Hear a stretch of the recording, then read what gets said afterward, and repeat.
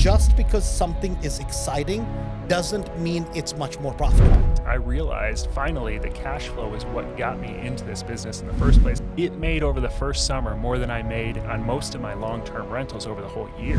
I would rather be a nut with a lot of money rather than a nut without a lot of money. In this episode, we're going to talk about living off of your rentals. Have you ever thought about that? Kirby is going to show you the exact step-by-step process.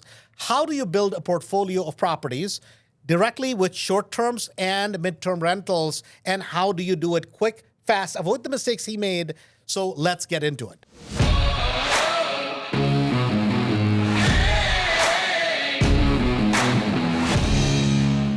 So Kirby, you're retiring from the Army. What was that transition into real estate, right? I mean, today you have a huge, really successful portfolio in short-term and midterm rentals.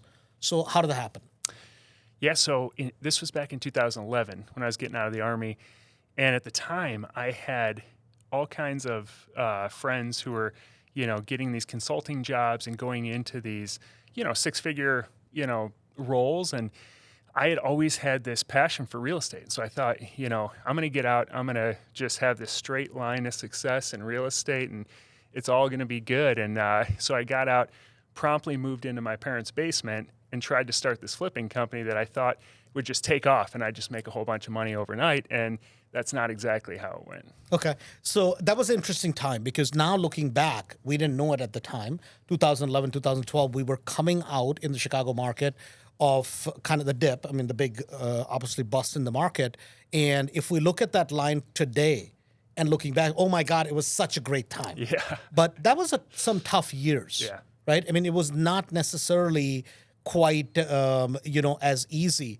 So a lot of times people will look back at that and go, man, that was such a great time. I wish I had got in at that time.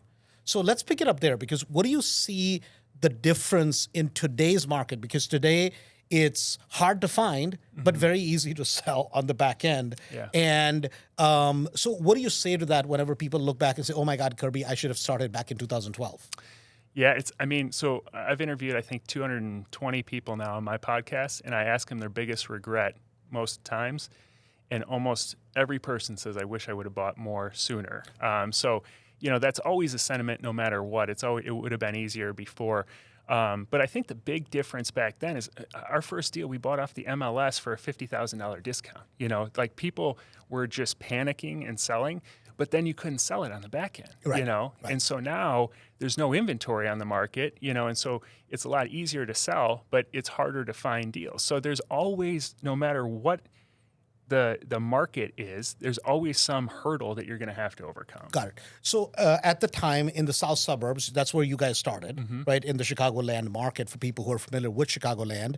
And this is south suburbs, not south side, because south side Chicago is very different. That's the city versus the south suburbs of Chicago. And you guys were I was doing this up northwest, I should say, right? Yeah. You guys were doing it in the south suburbs. But when I look back at it, the basic model you guys were following was very similar model. 800 to about 1,500 square foot houses, either ranches, split level, bi-level, the typical inventory of Chicago. Yep. And you guys were flipping those. But at that time, making $30,000, $40,000, which people may not realize, if you made $35,000 at that time, right? We're talking as if we're ancient, but it's been almost 15 years, right? Yeah. At that time, that was a lot of money. Yeah. And today the flipping margins are actually larger. Would you agree with that? Yeah, absolutely. So what happened at that time? As you get in, what were the things now looking back you felt you guys did correctly? And then if mistakes were made, why? Yeah. So initially, like you said, I feel like we kind of fell into the perfect market, because our first property was in Tinley Park, then we were in Oak Lawn. These are middle income type of suburbs, and they work really well because there's so many buyers for that. Right. There's so many people that can afford that $200,000. Our first one was $125,000 split level ranch, needed $40,000 of rehab. It's just like your typical cookie cutter rehab, and it was great. Then as we grew, we were kind of creating this sort of treadmill that we were on, where our business was growing with the amount of deals. And so all the money kept going back into more marketing and paying more staff. And so we realized, okay, we need to actually make higher dollar figures, nominal dollars.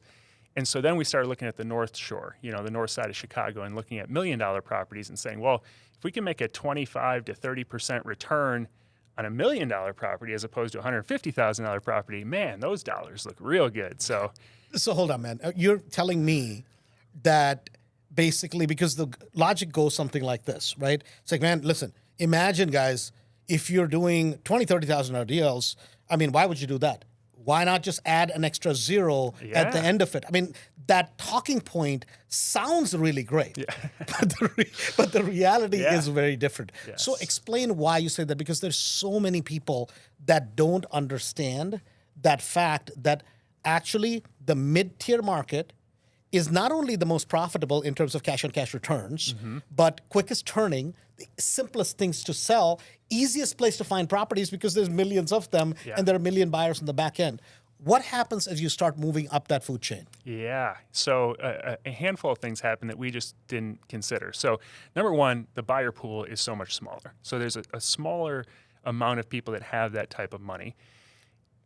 The people that have that type of money typically are a lot pickier. They want certain things. And the things that they want, they don't just cost twice as much. It's not like, okay, I'm going to go buy an appliance package for $2,200, what we used to buy our stainless steel package for. And in $1 million house or a really high-end house, it's going to be $4,400. The fridge is now $15,000 for a Viking fridge. It's like exponentially higher. And then when you finish, if you do find a buyer that actually aligns with the vision that you painted, they come in and then they want $50,000 worth of punch list items done, as opposed to, the $500 to $5,000 that we were used to in the mid-tier market. So there was all these things. And then the timeline's longer. You need different specialties in terms of designers and that sort of thing that you just don't need for a middle income type property. A lot of times I think about it this way. It's like, for guys, especially men will understand this, right? It's like the difference between a average small dealership to a exotic Lambo dealership or a Ferrari dealership, right? Everybody will look at that and go, oh man, I want to own that. But guys, think about this, right? And a lot of times when you look at the business as a business, where you get out of the thinking of, oh, I want to own the Lambo dealership, how many Lamborghinis sell, right? And if you buy a banged up Toyota, right, what does it cost you to get a fender? What does it cost you to put it back versus a Lambo, right? And a lot of times, yes, on a Toyota, you may make $2,000, $3,000, $4,000 on a used flip, right? But on a Lambo, the logic goes, oh my God, I'm going to make $50,000. Actually, you don't. You may make 20, but at the same time, you'll sell 100 of those Toyotas. Much more profitable, turns, good market, bad market, turns at a very high pace. And then to open a dealership like a Lambo, what do you need? Like net worth, what do you need in terms of wherewithals? A lot of times we don't think about it. Just because something is exciting doesn't mean it's much more profitable. Yeah. Would you agree with that? Oh, and to your point, I brought that same mentality into short-term rentals then. And that's sort of where I specialize, and not to jump ahead, but like that's my thought process around short-term rentals, because everyone's focused on these $1 million cabins in Gatlinburg that everyone's fighting over. And there's only so many people who can afford a $600 a night cabin in Gatlinburg, $1,000 a night. But meanwhile, there's like millions of people who are traveling for work or traveling nurses or, just wanting to get away for the weekend, out of the city. And they're looking for $100 to $200 a night place that's very nice. And so you can turn that over for so many different reasons. Meanwhile, everyone else is fighting for this high-end thing because they think, well, that's where all the money is and it's flashy. No, I agree with you 100%. I mean, I've always been, that guy that even if, let's just say you're in a place like Sarasota, Port Charlotte, you're talking about, right? I would rather own 500 houses or 500 midterms, short terms, long terms, way the heck away from the beach. I don't pay for all the wind damage. I don't pay for all the crazy insurance, all the flood issues in the boring blah part of Florida or anywhere in the country.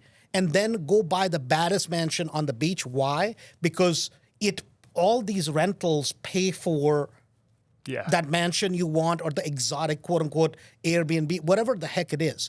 But if you try, because that one mansion, a badass thing, you could literally pay for cash, Yeah. If you do the boring correctly. Would you agree with that? Much easier to do that, and the average person can build that much bigger rather than trying to build a inventory of mansions. Would you agree with that? Yeah, and the cash flow too. Yeah, Like the no cash flow, question. like you're not going to see cash flow. I have conversations almost daily with people who went out and bought the fancy cabin in $1 million place that has all the amenities, beautiful. It's great to show all your friends.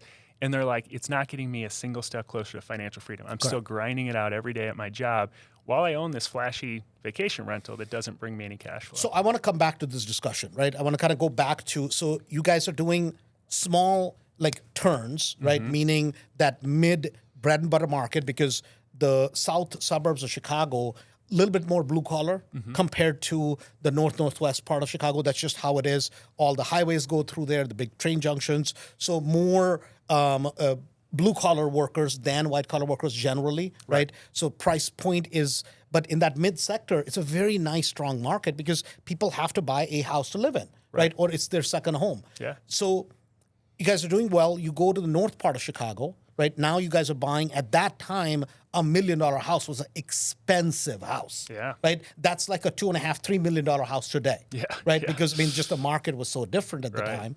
Right? And so in that market, did you guys, because a cost overrun on a $40,000 rehab is $3,000-$4,000. Yeah. Right. That's a cost overrun. But you're doing a $150,000 rehab and the city gets upset with you, what happens? Yeah, exactly. Yeah, no, and that's exactly how it played out. On paper, on our spreadsheet, it looked great. But then you get into it, and every city, it was like they smelled us coming. They're like, you boys from the south side, go back.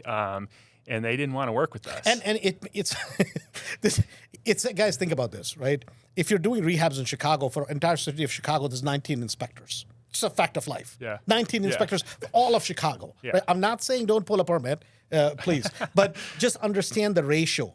You go to Long Grove, there's 2,000 houses. Right, in the whole damn town, and there's 4 inspectors. Yeah. Guess what? They know every dumpster that is being put. You put a garbage can out, and it's Tuesday, and you don't have it picked up. They have nothing better to do. Yeah. Right? And all your neighbors, they have perfect lawns, they have perfect everything, and it's not that they're trying to be spiteful to you. They're just going to call it in because they have nothing better to do. Right. They have all the time in the world, not a lot of construction going on, and I'm sure you guys, that's where you start. Right? Because, it's not that it's a bad thing, but it's a very unique product. And you literally are doing craftsmanship. Yes. The challenge in that market was, and even today, is nobody's willing to pay for that on the back end. Would you agree with that? Oh, absolutely. Right? Yeah. Yep. So what was your, as far as returns wise, right? Did you guys consistently find like about 15 to 18, 20%, 25% returns in the smaller price range versus what happened in the larger price range? Yeah, we bought based on the same. We had, and I'm trying to remember the exact percentage. It kind of evolved over time. Sure. But I say it was 20 to 25% is what we were targeting, and we would buy based on that.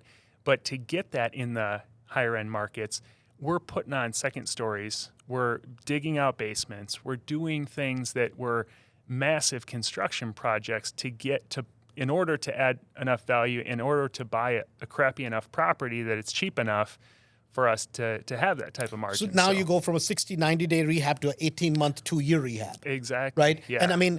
And the market can shift. So many things can go wrong. And literally the cost of carrying the property will burn you alive. Yeah, Right? absolutely. Yeah. So what was it? And again, we all, it's looking back, you can laugh at it, right? At the time when you're going through it. And a lot of times people don't realize that how painful it is. And when you've carried properties, right? Because I'm against this nonsense, like any second story additions, any degenerate, people are, well, somebody else does it. Guys, somebody else jumps off a building, right? I mean, some people do a lot of crazy things. But if the goal is to build cash flow, right? I mean, the name of your podcast is Living Off Rentals, right? Mm-hmm. We call it Cashflow For Life. It's actually exactly the same thing, right? Which is way more important to build cash flow because much more profitable over a 2-year, 3-year period, much more profitable. So how many of these pain things did you guys go through because you're like, man, this is just not a tenable business? Yeah, it took 5 years. 5 years. So we did about 70 flips. and I'm a slow learner, so it took about 5 years, and finally we were like, and I had a couple partners, and we're still friends this day, and I said, if you guys want to keep flipping, I'll, support. We'll kind of figure out how to offboard me, and I want to get into these rentals. I realized finally that cash flow is what got me into this business in the first place. I'd read Rich Dad Poor Dad back in 2006, and it just resonated with me. And so flipping, just the only reason I got into it because I didn't have financing anymore. It was a way to get into the cash flow. Yeah. But this happens all the time, and nobody ever really looks at it, except sometimes some ladies may look at it and go, oh my God, I love beautiful houses, right? You liking a beautiful house has nothing to do with you doing flips and decorating, right? I mean, that's the most, and after you've done it, it's like people who are like, man, I love to go to Home Depot. I love to go to Menards, right? Big box stores. I'm like, you just haven't been to enough, right? I mean, there's nothing there to see. Yeah. Right? I mean, to me, that is associated with pain. You just haven't done enough yet where you realize, because when you go there every single day, it's not fun. Right? So now at that point, you're doing flips, right? And you're like, man, this is a treadmill I bought myself, right? That's not why I got in the business. Right. But yet today we see a lot of talk, Kirby, and I know that's where I kind of get along with your philosophy so well, which is that we see this talk today all the time. We're scaling up to 200 units, and now it's 300 units. Now it's 2,000 apartments, and nobody will talk about net numbers. I mean, same thing we're seeing that, man, last year we moved 200 wholesales.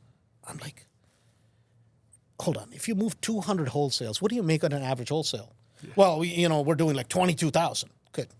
I mean, to me, it's a simple number. 100 times 22, 2.2 million, double that, 4.2 million. You have 4.2 million in your bank account, right? And people are taking 150,000 home after doing 200 transactions. Yeah. Why do you think that is? Well, I think it's the vanity metrics. You hear, I got a 7-figure business, or everyone wants to talk about the gross numbers. And I used to do that too until I realized the only thing I can pay for groceries with is the net number that's left over. I can't pay my heating bill with gross. It doesn't matter if I make $10 million a year. If I spend $10,001, then I'm screwed. So I just focus on the way I look at myself, and I've kind of fallen into this niche, and people know me as the lower cost, multi-unit, short-term rental guy. The reason that is because I look at myself, and I think other investors should look at themselves as an allocator of capital, whether it's 100%, whether it's your own dollar or it's somebody else's dollar. How many dollars can I bring in, or how much money can I bring in for each dollar I put out there?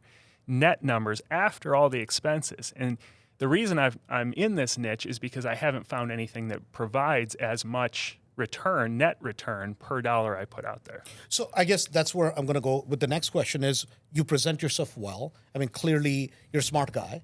You could have gone down the path of the whole syndication route, right? Which is, man, and the conversation would be like, dude, Andrew, I got like 8,000 units under management and blah, blah, blah.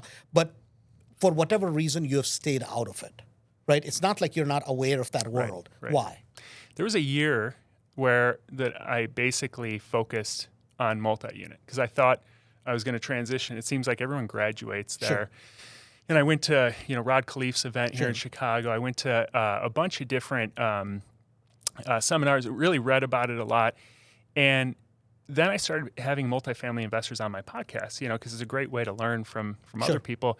And I kept asking the question, I'm like, so what happens, interest rates are at an all-time low. The cap rates have been compressed. What happens if interest rates double next year? Like what happened? And the responses I'd get are, well, they couldn't do that because it would just ruin the whole market. Yeah. It was just like there was never an answer to that. And now that's what we're seeing happening with a lot of these adjustable rate mortgages, which are common with. So people who were in a fixed 5-year, 10-year debt, and now suddenly, or 3 years, right? Some more people were in 18 months, right? And now, because you had to be in those debt structures because that's the only way you could show a profit, right? Yeah. Because when money is cheap, everybody can pay more, right? And I always felt this in multifamily is that at the end of the day, when idiots can raise capital, Yeah. right? Then whoever is going to be the bigger idiot is going to win. Yes. Right? Yeah. Is if you can raise 10 million, I can raise 10 million. Now the only thing we're competing on, well, Kirby says, man, I can pay 4.1 cap rate. I go, well, I can pay 3.9. Yeah. Right? Steve comes along, he says, oh, I can do 3.5. Yeah. Right? A big teachers fund comes along, oh, we'll take it for 3.2. Yeah. Guess who's going to buy the deal? Exactly. The 3.2. Doesn't matter that after 4 or whatever that number was, it's cut off, that actually the deal doesn't cash flow.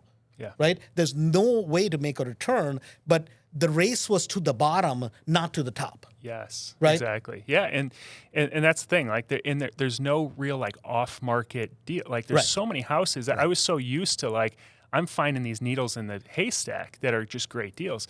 But with multifamily, it's like everyone knows the deal, and it's just like you said, whoever's going to pay the most for it. And then that combined with the fact that I just didn't like constantly having my hat out for money, you know, and that's the job of a multifamily syndicator. You're constantly hitting people up for money, and that's, I mean, if that's what you enjoy, like, that's fine. It just nothing wasn't wrong me. with it. Yeah. Right. No, I mean, and again, it's just a different style of a business. But when it comes to comparing numbers, to me, the only thing that counts, net cash flow in your bank account every single month, and your net equity for you and your family. Yeah. Because tomorrow, if you're gone, what do you leave behind? Yeah. Right? I mean, with you have, we'll get into it, 2024, 30 properties every single month. You have kids, you have a spouse, you live behind a cash flow, and not only equity, but literally a legacy for the rest of the life that you lived, right?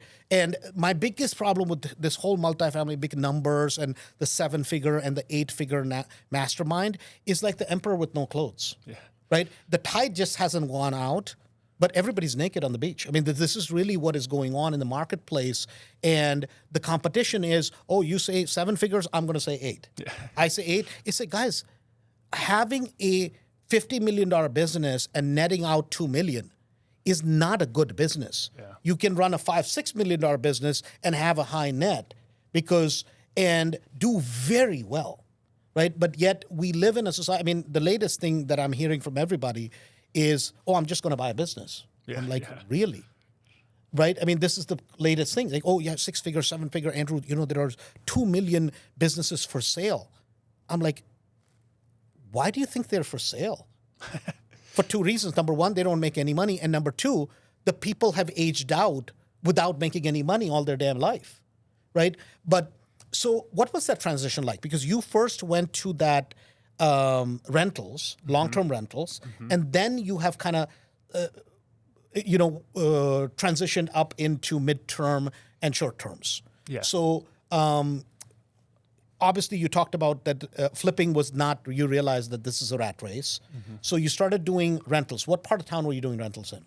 Yeah, and just to your previous point real quick before we move on that, you mentioned like everyone's kind of talking in gross numbers. And I think the beautiful thing about real estate is that it can work for so many different reasons, for so many, like what your goals are different than my goals. Sure. What makes you happy is different from me. And the great thing is, and what I try to explain to people is, get clear on that part of it and make sure that the strategy, don't listen to the 7-figure, 8-figure guy if that's not what you're interested in. Like, building this behemoth business, if you just want cash flow that's going to replace your W-2 income, you don't have to go down that road. And so you can customize it to your own lifestyle and your own goals really easily. I'm sorry, the part of the So what was that transition like? I mean, today, obviously, we want to get into the Airbnb and short term, right? Because you've built kind of a unique business there. But what was that transition like, and why did that transition happen from owning rental properties to that side of the business? Yeah, that's a good question. So I initially, right after we got done flipping in 2016 is when I kind of transitioned out of flipping. And I would still do the occasional flip, but just not a flipping business. Then I started buying in the south suburbs of Chicago, rental properties and doing the BRRRR model, built up a portfolio of 26 over the next couple of years. And then we moved over to Northwest Indiana. And I realized that the long-term rent rate was less than half in a lot of cases than it was in the south suburbs. Now, taxes were lower and stuff like that, but still it was tough to cash flow long term. So that's hold on because that's an important point, right? Because a lot of times the people, and this is again the talking point, well, Andrew, Indiana's better because the taxes are lower, it's more landlord friendly, it's easier to build, you don't even almost have to pull a permit. Yeah. I'm like, I agree with all the points, but your net cash flow is less than half what you can get in Chicagoland area. That's just a fact of life. Explain that point, and then there are some strategic advantages to being in Indiana, right? No question about it. But yet, it's a different model. Right. So can you explain that a little bit? Expound on that a little bit? So we were in the HUD-VASH program is what I focused on, which is basically a voucher program for homeless vets, very similar to Section 8. Got it. And, the payment standard, we focused on where the payment standard was highest, which there was a lot of really affordable properties there. So we could rehab them. And the net cash, the gross income on those properties was really high. You had to take into account taxes, but you could target properties that had a little bit lower property taxes.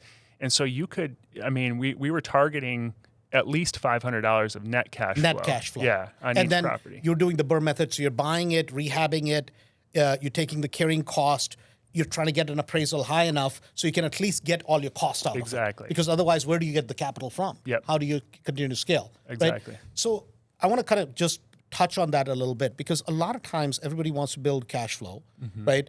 And I always try to tell people, hey man, please, for God's sake, if you're in the Army, please stay in the Army. If you drive Uber, for God's sake, don't quit, right? Keep your job, build on the side, gradually do that transition. It's a very bad idea to suddenly quit what you do.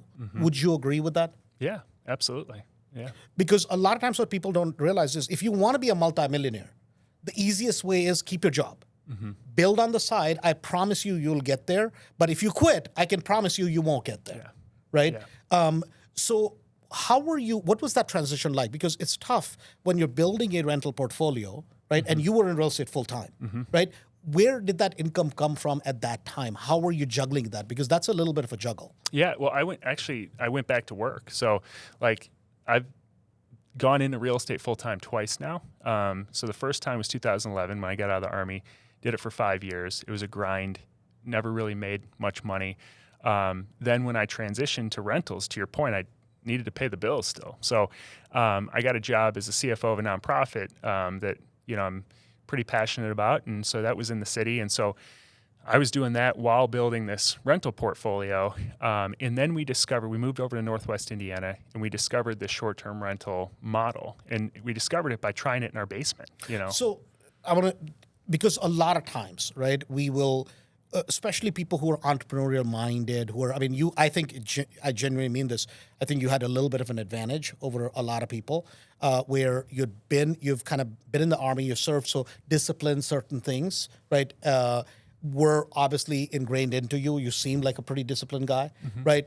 But most entrepreneurs, and I fit in that category, are nutcases.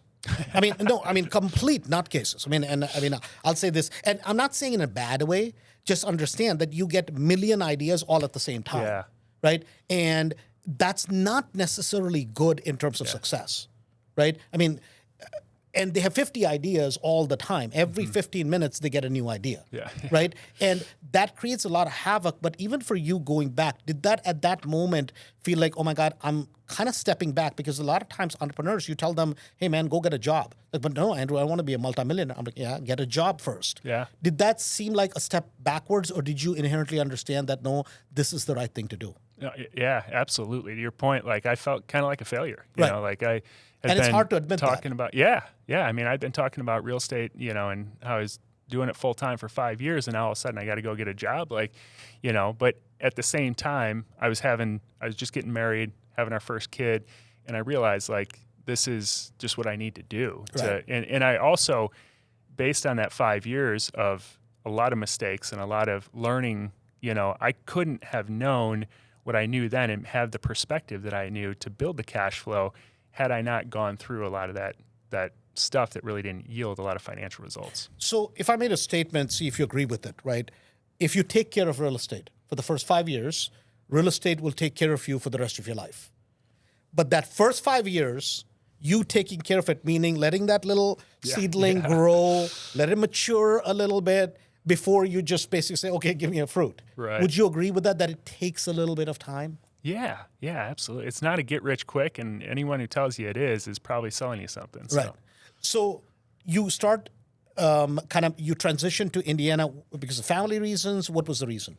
We just loved that area. We got married in that area. We moved right basically on Lake Michigan. Very affordable, lower taxes, some of the things that you mentioned, and we just kind of fell in love with that area. So we kind of just took a leap to move. So hold on, there. let me explain to everybody that doesn't know, right? I mean, to me, and I'm saying it in a nice way, right? I mean, he lives in the podunk middle of nowhere, right? I mean, to me, right? Now, mind you, obviously, I live in the suburbs of Chicago. I'm saying it facetiously, but it's much more of a country, way calmer way. When we initially moved there, we were on Lake Michigan. Oh, you got okay, and then we moved to the farm after that. So the farm is what you got to experience. Yeah, I saw the farm, and I'm like, oh my god, man!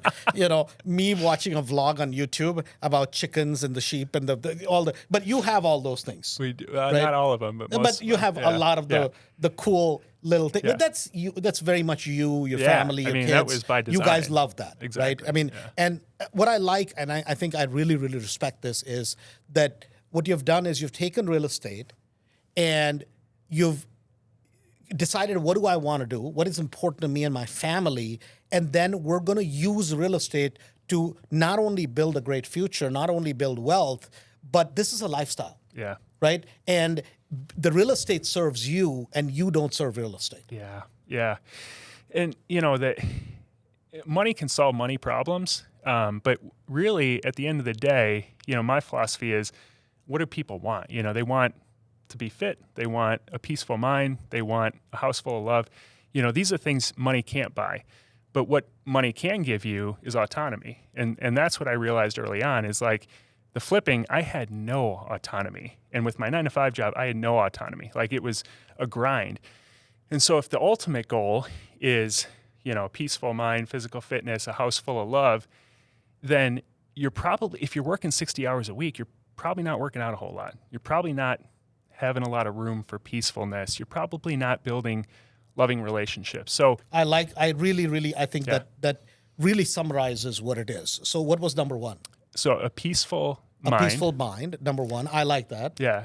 Physical fitness, a fit body. Makes sense. And then a house full of love. House full of love. I love that. I mean, I think it's fantastic. We're adopting that, and we'll give credit to Kirby for I that. probably stole it from somewhere. No, but I mean, it's really encapsulate that. But I think, if that becomes your philosophy that you try to live by, I mean, nobody's going to, obviously, but, that at the end of the day, peaceful mind, meaning not only in terms of your home life, but in terms of the cash flow that you have, the money that comes in, and that you don't have to worry about the day-to-day. Yeah. Right? And the money gives you the autonomy to be able to have those things, to spend time on those things. Because people are like, well, that sounds good, but I'm too busy. Well, you got to create the cash flow then to give you the ability to be able to buy your time back. Right. No, I think that peaceful mind encapsulates that really well. Obviously, a physical fitness. That day somebody said, well, Andrew, it's not all about money. I'm like, it's not. Mm-hmm. But certainly, if you see, money can buy health care, it can't buy health. Yeah. Right? That's a good point. I mean, if you're a nut, I would rather be a nut with a lot of money rather than a nut without a lot of money. Because if you're a nut with a lot of money, you can buy the best psychiatrist. Yeah. Right? I mean, that's all money can do. Yeah. Right? Money can't make a nut into a nut. And we know people who are nuts and they're dead broke. And we know people who are nuts that have a lot of money. Yeah. Right? And so money, it just makes things that you can buy with money, you can buy with money, and that's it. Yeah. Right? That's the end of it. But certainly it can buy you a lot of help in whatever you need. Yes. Right? So you guys get to Indiana, and the model is a little bit different. The cash flow is not quite as lucrative, right? So was this the whole short-term, midterm, as you guys are living by Lake Michigan, it was like, well, let's maybe let out part of our house for rent? How did that come about? Yeah, we were moving into this house, all original 1970s inside. So had a big walkout basement, and we're like, what are we going to do with this basement? And I kept hearing about Airbnb. This was back in 2017. And I was like, let's just try it. $30,000 extra, we can turn this basement into a little one-bedroom apartment, separate entrance. And it made over the first summer more than I made on most of my long-term rentals over the whole year. Got it. And so at that point, I was like, we can scale this, and started doing it locally there in Michigan City. Got it. So now I want to go back to the kind of, earlier we had touched this, right? Generally, whenever people think about Airbnb, midterm rentals, all that kind of stuff, they automatically think about, I'm in Joshua Tree, I'm in Smoky Mountains, I'm in Florida somewhere on the beach, right? Which I like to call exotic Airbnbs, Yep. right? And Rest, which is a bajillion more, right? Those are relatively maybe 2% of the market, right? If that. But rest of the country, the 98% of market is not that, right? So, and I strongly feel that if you're going to go just buy that market, that's a very difficult place to operate in. If you have that kind of money, God bless you, or maybe you'll buy 1 or 2 properties at the most. You are not only on the boring side, right? But some of the areas you're in, I came and looked at your market. I'm like, hey, man, you do well with it, but it's even different than my market. Right? I mean, our market is suburbs of Chicago, parts of Florida, right? The boring part. But you're even on a little bit lower end of it. Right? But people are going to an attraction. People are going to somewhere like closer to the lake and that kind of thing. Right? In that market, in the market that you're in, how does this whole thing work exactly? So super interesting thing is that a lot of people will look at it and say, well, that's a bad market, you know. And as we were buying it, we were kind of like the front, you know, first people doing it in some of these areas in Michigan City, and realtors was like, that doesn't work there. But I found like one of the first properties was a $26,000 duplex that was just, I mean, it had dogs and tenants and that shouldn't have been in there, and it was nasty. But I got it for $26,000. I'm like, what's the worst that can happen here? You know, we fix it all up for $100,000, and we're all in for $100,000. I'm going to try it. It was right next to a railroad crossing in an area that wasn't like a vacation-y area, but it was still, our philosophy is as long as I'm comfortable going there, you know, we'll try it. And what we found was there's literally a market for every type of short-term rental. The key is that you want the right guest to stay in your property. So I don't want to attract somebody who grew up with white picket fences, maybe in like a high-end neighborhood in Naperville, who comes there for the first time and they're like, this feels this is different. a little different. Right. I want someone who grew up in a neighborhood like Michigan City to stay there. And there's thousands upon thousands of people who have grown up in blue-collar neighborhoods that's a great, and our places are super nice. And they're in, we haven't had any safety issues. It's not like people are getting jumped, you know, but they're just more working class areas. And so we get them super cheap, but then we buy multi-units too. So we'll have 2 or 3 streams of income coming in on one relatively low set of expenses. Hold on, before you go, explain what is a multi-unit to you? Because people will think that, it's a 40-unit building and 100, crazy stuff. These are small little properties, right? I mean, 2-unit, 3-unit, 4-unit type of structures generally that you're buying. And you said something earlier that I want to go back to, right? So think about any sort of lake anywhere where you have expensive houses, right on the beach or the lake, doesn't matter. That's your Lake Michigan, right? So there's going to be a certain crowd that's going to go pay $1,000, $2,000, $4,000. I mean, sky's the limit, right? For that thing. Even me, I can afford it, but I won't. I'm cheap about certain things. I won't. No, I mean, I just won't. Right? I'll pay $700-800 a night, right? But I'm not going to go pay the top end, even though I can afford it, right? So for the top end, $3,000-4,000 a night, I would not be the right client, right? Yet there is a market for that. Small niche market, but there's a market for that, right? Then there's a market for somebody like me, get a bunch of people from the office, we all go hang out, rent a nice big house, we enjoy ourselves, and we leave. There's a market for that. And then there's another market below that where you have blue-collar workers or people who may not be in that price category that can afford something, but they would love to go. They're totally fine where you're renting, you're providing a nice, clean, completely rehabbed house. May not be the best area of town, but you're literally bringing up the neighborhood, and they're going there because they want their kids to be able to go spend times with them in the dunes, on the lake, blah, blah, blah. And that is a market that every year, obviously winter it'll go down a little bit, summer it comes up because proximity to Chicago, right? And that you've kind of built a nice little market, and you're single-handedly kind of changing the neighborhood, right? Which you couldn't change in Southside. Right. Can't do that in Southside. Yeah. But in the area you're in, you're able to actually bring that change about. Yeah. Right? So in terms of profitability, right? You're buying the property for $26,000. You're rehabbing it. Initially, you were doing the rehabs, part of it. Is that correct? Yeah. I mean, I have a crew that has done pretty much all of them for me. Okay. Yep. So what kind of money were you spending in on the rehab? So that one, we were just under 100,000. So all in, we were just over 100, like 120. 120 with our furnishing and stuff. Now, in those areas, were you getting the back end prices because you need to be able to rehab them and refinance them? Were you getting the back ends? Yeah. Okay. And that's the crazy thing is appraisers come in and they are just like blown away because they're like, I've never seen this before in Michigan City, and it's gorgeous. And my wife is she's a good designer, and so our properties look amazing, and we always appraise it right after it's all staged, clean, like, perfect. And so our valuations were way higher than I thought they'd be based on the comps because they were just like blown away by the properties. Got it. So you get it comped, you get an appraisal on it. So you're getting maybe an appraisal for 160, 180, whatever it is, 70, 75% refi out, right? You're basically, we call it 257, 2 years, 5 properties, pay them off in 7. Most people know it as BRRRR, right? Yeah. But it's the same idea at the net bottom line behind it. And you're recycling that cash going into the next one. Right. Going into the next one. And so for you, like in the market that you're in, are you getting a lot of people midterms in summer? Are you getting short terms? What are you seeing? We do the hybrid model of summertime. We don't offer any discounts because a lot of the properties, it's 2, 3, 4 times as much in the summertime as it is in January.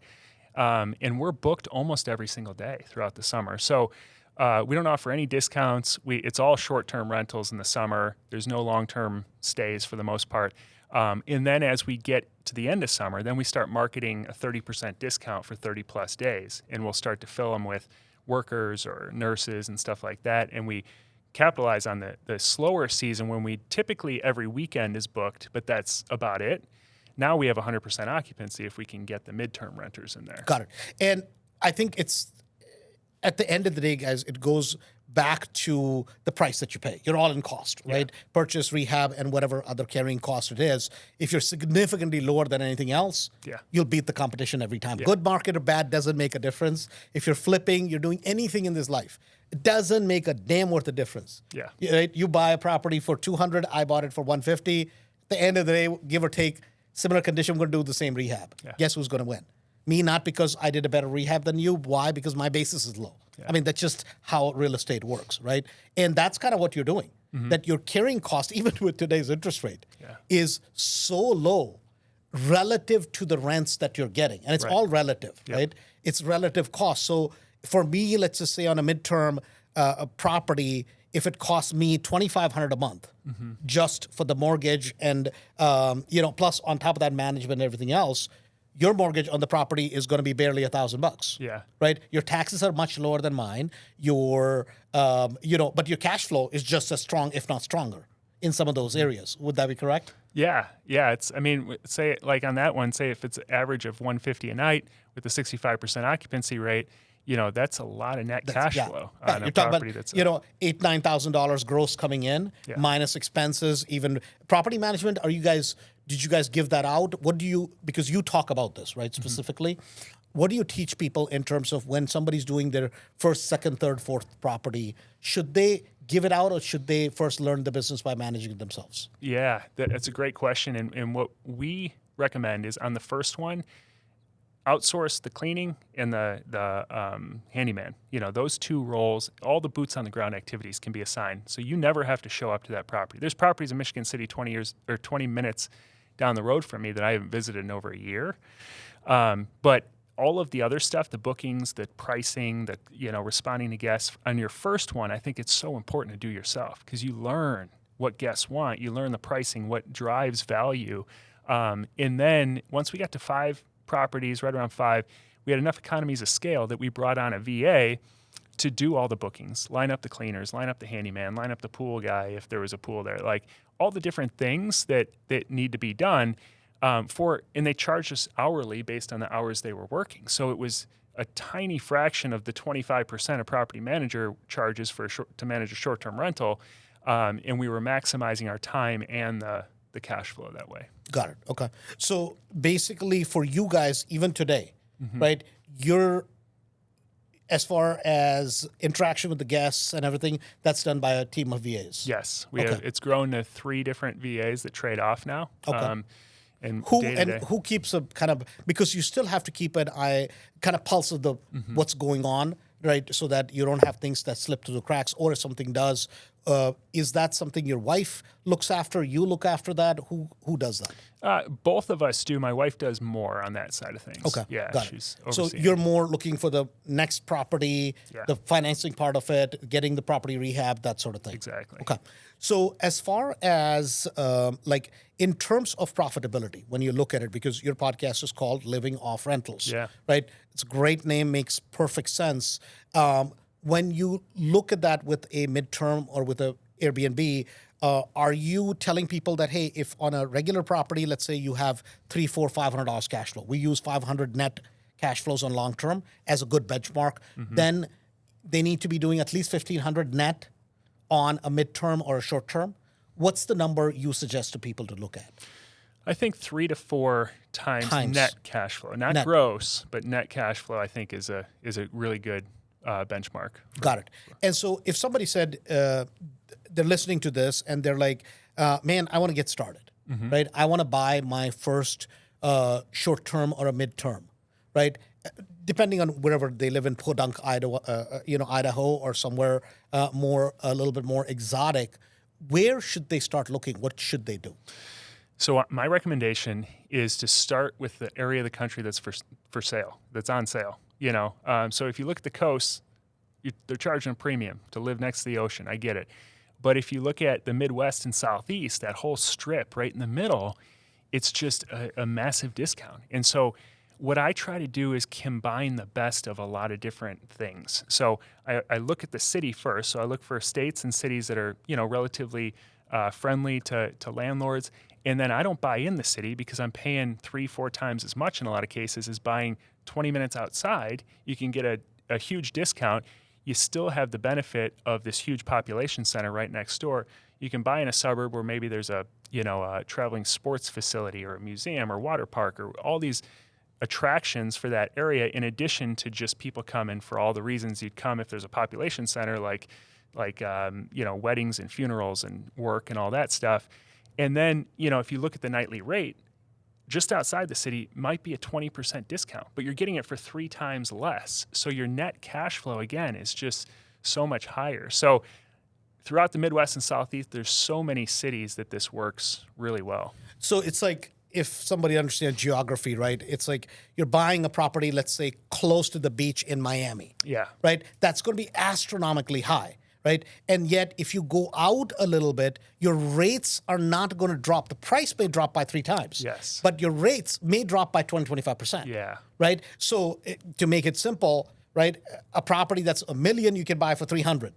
Right, but your nightly rate only drops from $100 a day to $75 a day. Yes. Right, I mean, it's that ratio where you're getting the property so much more for a value. Yeah. Right, yet the return on that value, it's not the most expensive property is the issue. In fact, and this is always interesting. A lot of times, we take pride in how expensive something is. Yeah. Rather than how much value we're getting for it. Yeah. Right? A lot of times people are driven by, oh my God, this is exotic, rather than, no, actually you should take pride in how much value you brought, you bought. I mean, if you're Indian and Chinese, it's built in, right? We're always looking for a damn discount, right? I mean, on a serious note, I think a lot of it, because the bigger, more exotic, more shiny objects, it sounds fancy, but it has nothing to do with net profitability. Right. Right. So when you look at your own metrics, I was just going to add on to that too. And when I'm looking at these areas, I'm looking for the area in the path of progress too. So nobody can predict future appreciation. Sure. But if you buy an area, like we feel really good about Michigan City because it's not like the mecca of vacation rental areas by any means. And there's all kinds of problems there, but there's also all these great things. Like there's $1 million properties all along the beach, and they're making, shutting down the prison there. They're shutting down the power plant, like all these, things that they did in the past that led to problems in the city and led to the city kind of deteriorating a little bit. They're rectifying a lot of that. So I feel like 20 years from now, Michigan City is going to be in a much better place than it is today. And so along the way, I'm just collecting cash flow while I wait for that to happen. And I had never been there really on the beach. I'm not a beach type of guy, but I went there. I mean, that damn beach is beautiful. Yeah. Right? Yeah. It's much better. I mean, it's almost like the next door to Chicago, and it's a hidden secret. Yeah. Right? Yeah. I mean, 99% population doesn't even realize how nice it is, especially in summers, Yeah. right? And you don't have in Chicago, you're going to have problems. Everybody's in your business. I mean, it's just a nightmare because big city, obviously. There, it's like you almost went into a town. You're like, damn. Yeah. So, and you get there, there's a beautiful beach, there's plenty of parking. You're like, this is awesome, Yeah. right? I mean, it's really a hidden little treasure. But as the town is kind of evolving, you're making a ton of cash flow for a relatively very modest investment. Mm-hmm. But that model is not an exotic model. It's a bread and butter model, a little bit different than our model, right? Our model is going to be much more of the people coming in town because you have a funeral, you have a wedding, you have a work-related thing, right? Very different, but also a bread and butter model for a big city. Yeah. Right? But it's a bread and butter model on regular properties, and the model you're using or the model kind of hybrid that we use. Lot more, hundreds and thousands of everyday properties that can be rented out long-term, or you can run them as a midterm and a short-term very, very, very profitably, correct? Yeah. So as far as tools that you guys use, do you guys use in terms of, for lock, you guys use those, what is that called? The Schlag? Encode. Yeah. The Schlag encode? encode. We actually we're in the process of potentially switching over to that. Okay. They didn't have the automatic changing of the codes when we first started, so we got Nest locks initially. It's the Nest Yale locks. Those don't automatically change, which has been kind of a pain. So for people who may not be familiar with that, can you explain the automatic change thing? Yeah. So it's a digital lock, and it connects to Wi-Fi. And so you basically, every guest automatically is entered into the system, and typically it's the last four of their phone number is automatically changed to the lock code. So at 4 o'clock, the lock is updated with the new guest check-in information if that's the check-in time, and it automatically changes. So we have to manually change the locks, which is kind of a pain, but we're on the Nest suite of like the doorbell camera, the digital lock, the thermostat, all that stuff. So it's kind of a pain to switch now. Yeah, now because you have to go back and basically readjust the whole thing. So and again, I mean, this is as obviously we're evolving, right? As things have gone along, all the vendors that can have a piece of the market to make it easier and easier for property owners, for property managers, that's what's going to happen. And it's really cool because a lot of times, 4 o'clock, it'll change. If you want to give somebody early entry, you can put it in for 1 o'clock. So if they get there right at 1 o'clock and they try to use the code, it's not going to work. Right? And then they'll, hey, can I get in early? Sure. And you can have a regular service charge, whatever you want to charge for that, right? I think we charge $50, $60, $70, whatever it is, something a little bit extra. If you want to be nice to the guest, you can let them in a little bit early, But there's definitely ways of adding revenue. Also using those types of systems to make your life easier. So obviously, you guys are the big behemoth in that space is Airbnb, right? Vrbo. Are you guys on Booking.com also? We are. Initially, we weren't. You can build a business, I think, really well just on Airbnb, and that's what I recommend in the beginning to build up your profile and just manage that app.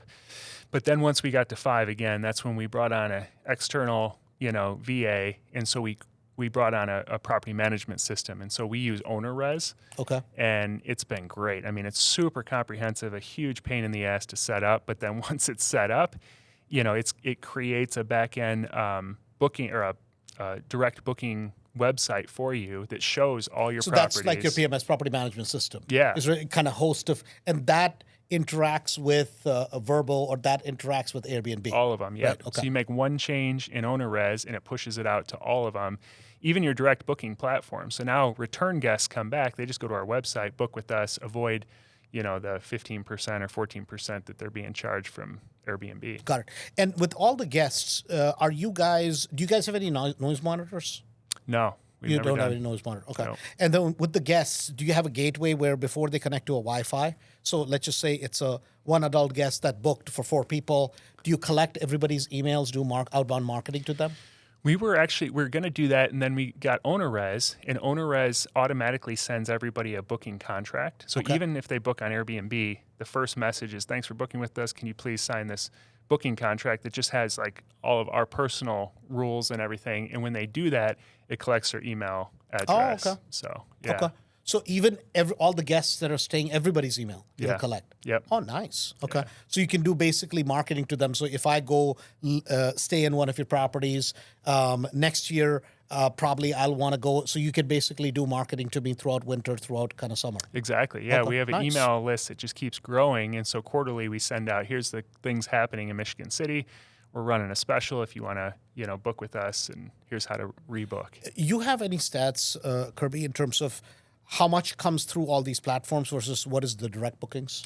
Yeah, it's not exact, but it's somewhere around probably 60%, and it's actually it consistently lowers, but 60% Airbnb, and then probably 15% direct bookings, and then the rest is from Spread Verbo out and in different places. bookings.com. Okay, Yeah. got it. And then obviously to get to a certain scale, like to get on Marriott platform or some of these other places that keep coming on, supposedly, I think Google's going to have Yeah, something. Google, yeah. Supposedly, I've heard some talk about that.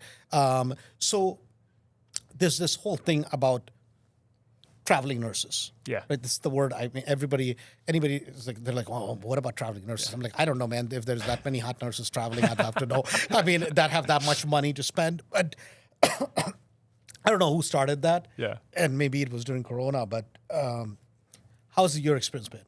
We actually book with quite a few traveling nurses, or have booked with quite a few traveling nurses. There's the site Furnish Finders, which is like the site designed for traveling nurses. I think it works better in different areas, but it has not worked well for us. They wanted a really significant discount, and we just weren't getting that many inquiries. We still get traveling nurses, but we just market to them, again, mostly in the off season. We give them a discount on Airbnb, and they've been fantastic. But yeah, to your point, like if there's, a million people trying to target traveling nurses, I don't know, like after COVID, there was a lot of them because a lot of the regular staff got fired or quit or whatever. But I don't know if it's sustainable. That's not. I mean, I kind of brought it up as one of those terms that starts getting used a lot, right? And yes, is it a market segment? Yes, but in most cases, they don't have the ability to pay the ridiculous kind of sometimes the number like we want 250, 300, 350 bucks, 400 bucks a day. Right, they're not going to be able to pay that. I mean, just understand that even if they're basically a locum nurse, which means temporary nurse or a temporary doctor, they're being given a certain day stipend. And most people are smart. They're like, hey, if I'm getting 150, 200 bucks, 400 bucks, whatever for the day, they're going to try to stay there for 80 bucks and then save the rest because that goes back to their paycheck, obviously. So, but that was something that at one time became kind of the buzzword sort of thing, right? But as far as we try to push a lot more midterms, right, in our market, which is Chicago suburbs and in Florida, because it seems to be net bottom line, a lot of times it's pretty equally, if not actually more profitable, at least for us, rather than a short term. Yeah. Right? For you guys, that's not the case, correct? It's not the case for us just because the summer market is so good. So good. And they just recently made Dunes the Indiana Dunes a national park within the last 3 years. So now everybody who wants to visit all the national parks has to come to Indiana Dunes. Sure. So it picked up even more, especially in the summertime when everyone wants to be there. So if we were to sacrifice that, 3-4 month period with midterm rentals at a discount, we would leave a lot of money on the table. Got it. So around Chicagoland, right, or around certain places in Florida, depending on if you're in a HOA, if you're in a condo community, obviously there's going to be a lot of restrictions, a lot of different types of rules. In Chicago, a lot of places called cities, suburbs, right? We call them villages, obviously, right? In Chicago, village of Schaumburg, village of Tinley Park, blah, blah. And each village is going to have their own requirements, right? Well, Wheaton allows no short terms, but 15 days or more. Some other places are 30 days or more. You guys live in areas where there are more cows than people, right? I mean, it's just, no, I mean, it's Indiana, right, for God's sake. But obviously, a little bit more rural compared to Chicago, right? Less restrictive than us. Is that correct? Yeah. Okay. Oh, absolutely. So is that something people should look into? Because a lot of times people will go into this head first and they don't realize that you need to look into what are your municipal codes, what are the things. And as it becomes more and more popular, as more and more people try to do that, these are issues that just come up. Right. Yeah. So I always look at the property from the angle of, does it work as a long-term rental first? You know, and so that's what makes me sleep well at night, is knowing that all of them will cash flow as long-term rentals if there's a regulation change. To your point, yes, you should look into it. You can't predict the future. If they've already made a rule, typically they're not jumping around every year. You know, you can kind of rely on that rule. And sometimes buying just outside of the most restrictive places is awesome. You know, like when New Buffalo cracked down and made all these restrictions, that really helped Michigan City because people search for, you know, a property in that area and that pops up. In that geography, basically. Yeah. And they're like, well, it's on Lake Michigan. I don't care if it's New Buffalo or Michigan City. And so we're getting all that spillover demand because there's a restriction of supply. So, so I think it's smart to look into and then have that backup plan that they'll still cash flow as long-term rentals. Got it. So you're basically underwriting it, or you're doing your numbers based on, hey, what is the rent for a regular long-term rental? What is my carrying cost on the property? Does this still pencil out? Right. Yes, great. Now I'm going to go do a midterm, short term with it and just absolutely, 3-4 times the cash flow, but yet it still inherently works as a long-term rental. That's your kind of safety bet, and then you go make money, because sometimes once in a while you'll have an area where like, man, there's no way I can go wrong with it, and it doesn't work. Yeah. You had that happen ever? Haven't had one like that yet. Not to say I couldn't, but what I have seen is people, initially they justify, the property that's, $1 million that doesn't cash flow, or it doesn't cash flow as a long-term rental.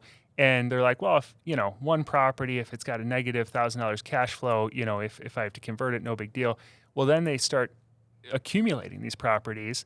And then all of a sudden something happens like COVID, and you saw people evaporate overnight because they're carrying 6-8 properties that they thought were great deals until all of a sudden they had to convert them to long-term rentals or try to sell them overnight, and they just had no option. Right. So, I mean, I think if you're taking the safe route, it makes sense. So as far as for you, in terms of when you think about, man, where I am, right? We started the discussion from flips. We went into, the whole idea of cash flow or living off rentals, right? And when you and your wife sit down and you guys look at it, do you look at, okay, this month we have 10,000 coming in, or we're at 30,000 coming in terms of consistency of cash flow, like averaged out over obviously a 12-month period? How do you look at that? Is that how you measure your success in terms of, are we moving in the right direction? Yeah, and I tend to not. I don't look at it as cumulative. Like I do the analysis on a cumulative annualized basis. But basically, when I buy a property, I'm looking at a what I call the net 1% rule. Everyone buys based on the gross 1% rule. If you buy it for $100,000, it's got to rent for $1,000, and that means you'll probably have a few $100 left over net. I buy based on the 1% net rule. So if I'm buying it for $100,000 or $200,000, then I want $1,000 or $2,000 of net income after all my expenses. So pretty much all of our properties at least hit that. Some of them are actually 2% net just because we got such a good deal on them. And so I know that there's plenty of cash flow coming in. In the summertime, we'll have months where it's, like a 6-figure month. In July, it'll be 6 figures, and it feels great when that's all hitting your bank account. But then at the same time, you got to recognize January is going to be a lean month. And, average that out over time, and it averages much, much higher than a long-term rental. But it's a balance act between the seasons much more than a long-term rental would be. And I mean this sincerely. I mean, like literally today, with the opportunities today are more than they were back in 2008, 9, 10, 11, 12. Yeah. 100%. Yeah. I mean, at the time, if you were in Podunk, Iowa, you're in Podunk, Iowa. Yeah. Right? Today, if you're in Podunk, Iowa, people from Chicago are like, oh my God, I've never been to Podunk, Iowa. Yeah. I want to go to Podunk, Iowa. Right? I mean, like this is fascinating, right? Because your own home, I mean, I think you guys are nuts, but your own home, you guys put it out from time to time as a Airbnb. This past weekend. Right? Past weekend. It was booked $4,000 for the weekend. Wow. Yeah. It's amazing. Yeah. This is awesome. It's a farm. I mean, it's an 1850 farmhouse. And then we have a barn B&B too. So they rented both together. Sure. The barn we rent out all the time, but our house, we had a family reunion. So we were gone anyway. And I'm like, if someone wants to pay me $4,000 while I'm going to a family reunion, I'm more than happy to clean the house. We have professional cleaners come in the morning before check-in, and we just put all the kids' toys away, and they, it's worked great. I mean, we've never had the thing is sometimes, right, we rented a couple places like that before, right? And it was like, you're way more respectful because now you're going in somebody's home, right? It's like their little daughter, right? I mean, you're just like, oh my God, right? I mean, it's just like, but genuinely people that are coming there, they're there because they're grateful to you, I think. I mean, I'm sure you get that feedback, absolutely. right? That, oh my God, this is your home. And literally, because we left a note for them, because it's like somebody's home, and it's like you want to take care of it. Really be respectful to somebody else's house versus a regular, just an Airbnb, right? It's like, okay, whatever, right? But you're going somebody, and so do you see that you attract that type of a crowd? Yeah. They're like, oh my God, this is such a wonderful experience. Yeah. So for them, it's much more of a small Disneyland vacation rather than necessarily Airbnb, quote unquote. Yeah, exactly. The lady this past weekend said, this reminds me of my grandfather's farm in Norway. When I was growing up over there, we would visit, and it was very similar. And, we grow a lot of food. So we had like huge, we have a huge raspberry bush section. And so their kids are picking raspberries, and we've got bees and we've got chickens. So they got fresh eggs. So that whole experience, I think, is what people love, certain people, like that was their thing, and that's why they were booking. So, they weren't going to complain like roosters are crowing in the morning because that's the experience they want. They booked a farm, like they knew that. So I think, again, like going into the niche of getting the right guest, and we leave it at a price that we're like, we'll leave if you make us, but for that price point, it makes sense. But so it's a premium price somebody's paying for a different type of an experience. So if just one toilet paper is out, they're coming for a different type of a thing, right? And I think there's a market for people that enjoy that, right? I mean, clearly you guys, some people be like, there's no way in hell somebody's going to come to my house. So that's fine. Nothing wrong with, but the way to look at this is that the Airbnb thing today, that market segment, or the midterm market segment, something like what you're doing, right? You've incorporated that in your lifestyle, you want to buy a farm, you can actually, it's a great, tax write-off, it makes money for you, right? I mean, there's so many advantages. So if you really think about it, this can be turned into a phenomenal, great lifestyle. And there's not too many things you can make that kind of money. But a lot of times people get taken in by, oh my God, I'm going to buy this exotic house, right? Or exotic big, and I think that's the wrong way to go, because you could do it in a fantastic way, make a lot of cash flow, and you can do it middle of nowhere or in close to a city. Right. So Kirby, if people want to get in touch with you, how do they do that? Yeah, so it's the platform, like you mentioned, is called Living Off Rental. So we've got a podcast, we've got a YouTube channel, I've got a lot of videos out there just like talking through my whole philosophy. But if you go to livingoffrentals.com/start, there's a masterclass I put together that walks you through exactly my philosophy on investing and how to get started, how to pick the market, the financing we use, all of it. So livingoffrentals.com/start. Okay. livingoffrentals.com/start. Yeah. Okay, that's simple enough. Guys, this has been absolutely awesome what Kirby has built. and kind of the whole story of starting out from flipping and then literally building a lifestyle, which is living off rentals. That's the name of his podcast. Listen to it. And what we ask you is, if you know of any guests that would make for great guests that not only can give you value, but we can grow together. That's the whole point of this show, is for us to learn and for all of us to grow together. So please make sure you subscribe, share with a friend, and thanks a bunch. Kirby, man, this has been an absolute joy and absolute pleasure. Thanks a bunch, guys, and have a good day. This is Andrew from Cashflow For Life.